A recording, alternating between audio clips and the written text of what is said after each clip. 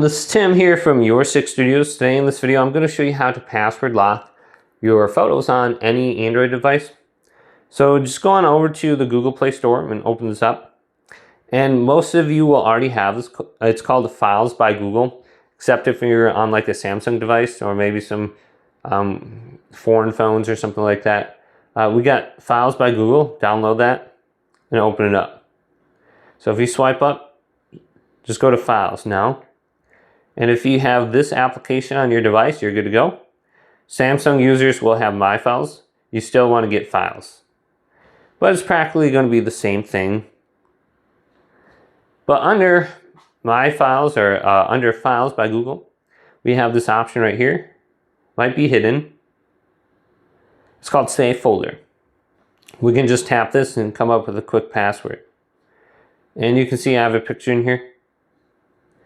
And we can move pictures into this password locked folder.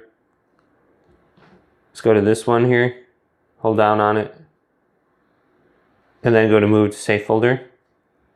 Type in your password, and it's in the safe folder now.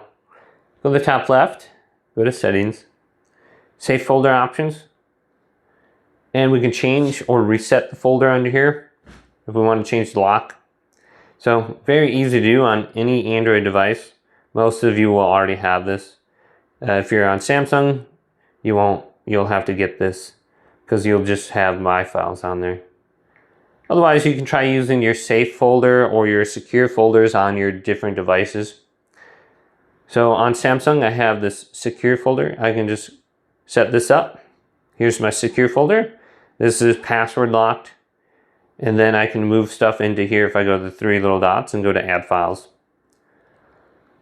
And you can see I have some pictures of me in here already that are password protected. And this one, if you have a private space or something like that, you can have different applications in here as well that are completely separate than your main applications. So it's a secure folder that's completely separate. But hopefully this video did indeed help you out.